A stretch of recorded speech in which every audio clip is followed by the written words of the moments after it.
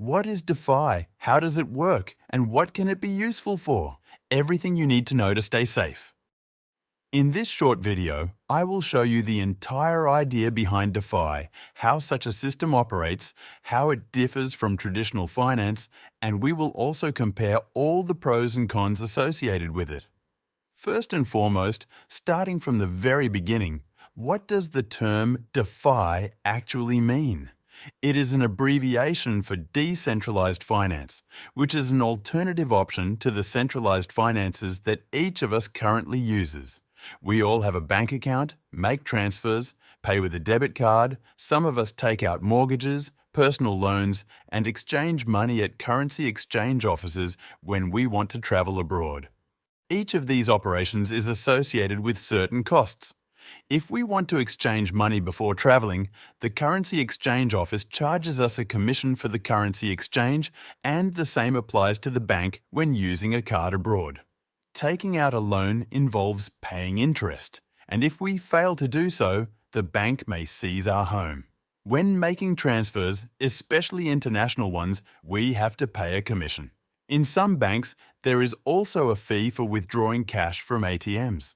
The list of such costs, which we often don't pay attention to or may not even be aware of, is very long. This is entirely natural because over the years we have simply become accustomed to it. Additionally, all our transactions are constantly monitored in accordance with tax laws and financial security regulations. Every operation on our bank account above $10,000 in the United States is automatically flagged for verification to ensure that everything has been done correctly. This is how it works in most other countries as well. In other words, we are constantly dependent on the financial system, which establishes the rules we must follow. If we do something that is not accepted, our account can be frozen, our debit card may stop working, and we lose control over our money until we clear our name. Such situations have occurred in recent years, even in Canada. Of course, what we do often involves certain formalities that we need to fulfill, taking up time. One could say that all these features I mentioned are acceptable because, after all, each of us is honest and should not worry when not doing anything wrong, and that's the truth. Every honest citizen should not worry about it, but there is something that unfortunately affects all of us without exception, and that something is called inflation. We live in a world driven by credits, both small ones for ordinary consumers and enormous ones for countries and large corporations. This is because practically every country has always spent more than it earns from taxes, leading to a continuous spiral of debt.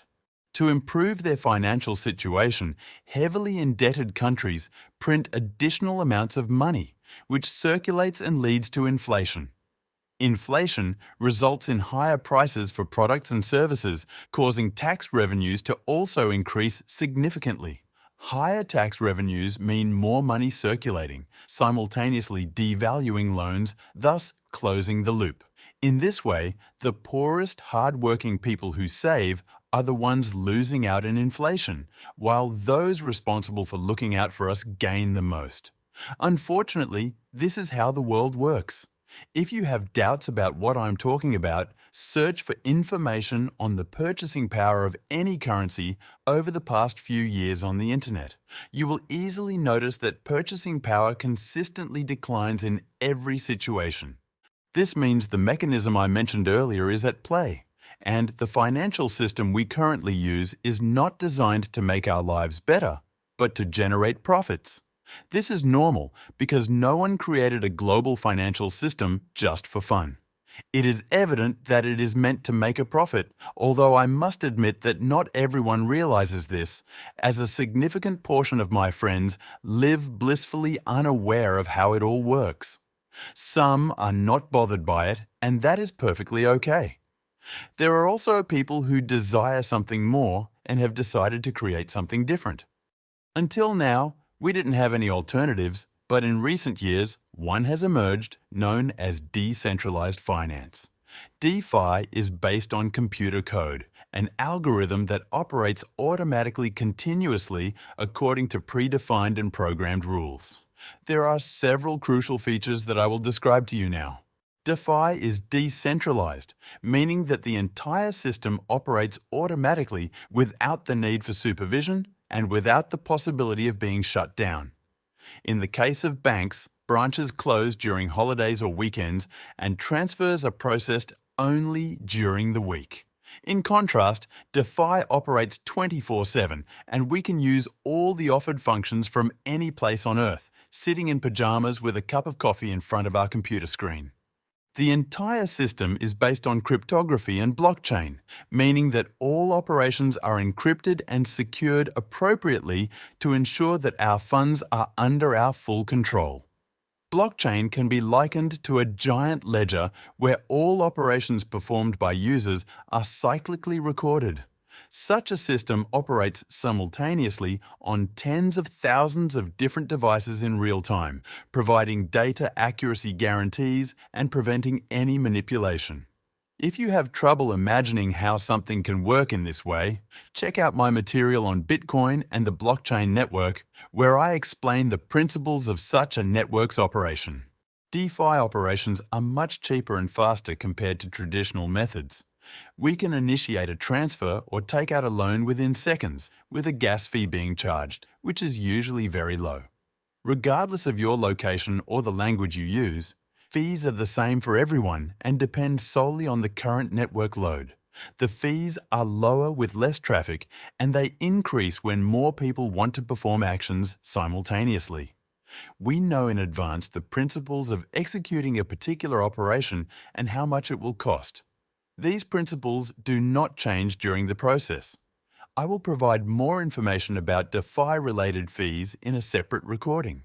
Due to the fact that everything is managed by programmed algorithms called smart contracts, there is simplicity and no risk of human error. Our finances can be handled similarly to a strategic game. The crucial aspect is that since it is a program and not a human, we don't have to worry about malicious intentions, bank bankruptcies, wars, or economic crises, because these factors do not affect the program's operations.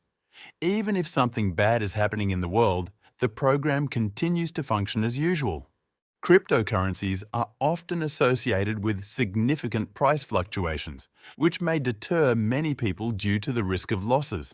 However, there are already stablecoins, cryptocurrencies with a fixed value, created to maintain the equivalent of traditional currencies they represent. Therefore, we can use DeFi without the risk associated with exchange rate volatility. The world is gaining momentum, and with each passing year, new applications and services emerge, offering increasingly better and essential services. In the past, with DeFi, we could only trade cryptocurrencies, but today we can practically utilize any service that was previously available only through traditional finance. A significant number of companies and projects have recognized the potential in this growing industry, and many are trying to secure their place. As is often the case, when the competition is relatively small, those who appear first have the greatest chance of success. Therefore, in my opinion, despite the fact that currently relatively few people want and can use such solutions, over time, more and more of us will become accustomed and learn to use this digital world because it is simply faster, cheaper, safer, and more convenient compared to previously available solutions. Now, don't get me wrong, it's not an obligation, but an opportunity. We can still enjoy all the conveniences associated with traditional finances, but alongside that, new possibilities emerge, which for some of us may simply be better. At the moment, I am discussing theoretical matters, but what does using DeFi look like in practice? We set up a wallet that allows us to connect with Web3 applications, those that collaborate with DeFi. In practice, this often involves installing a browser extension, configuring a password, and depositing funds into our wallet.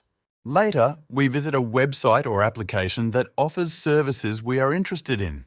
For example, one that converts stablecoins into dollars or euros before going on vacation, a service that provides loans, or a platform that produces payment cards based on cryptocurrencies for use in regular stores. As mentioned, the range of services is quite extensive and continues to grow systematically. We execute the planned operation, verifying all information on the screen and confirming it with our wallet by clicking Confirm or Reject. And that's it. After confirming with a few clicks, everything is ready. Complicated? If you've never done it before, you probably still don't feel confident. That's why I regularly publish materials on using various platforms and services where you can see how it's done, without stress and without risking making a mistake. By operating in this way, we have full control over our funds and operations, which we can conduct at any time, from anywhere and in any way we want. It is the concept of complete financial freedom, which is not limited in any way. Of course, DeFi is something new, not perfect, and it also has its drawbacks, such as the possibility of forgetting our seed phrase, which provides access to our funds. It is also possible that we may connect to a fake website run by hackers who can steal from us, and recovering the funds may not be possible. The learning phase of using everything, understanding security measures, and navigating networks smoothly is quite complex.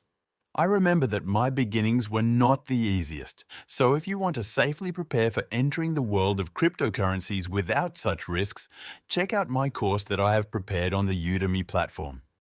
Will DeFi stay with us permanently? At the moment, many indications point to that. It cannot be denied that the digital world offers many solutions to the problems of traditional finances, which have had no competition for years. Every year, numerous new users appear, easily adapting and embracing all technological innovations, making them a natural part of their lives. In a dozen or so years, every internet user will probably be able to use all the options that currently seem complicated, especially since the entire DeFi is moving towards interoperability, as discussed in the material on Web3, which I highly encourage you to watch. Whether my speculations will be confirmed will be shown in the coming years. What do you think about it? Share your opinion in the comments. If you like my material, please leave a thumbs up. If you have any questions, ask them in the comments. Good luck!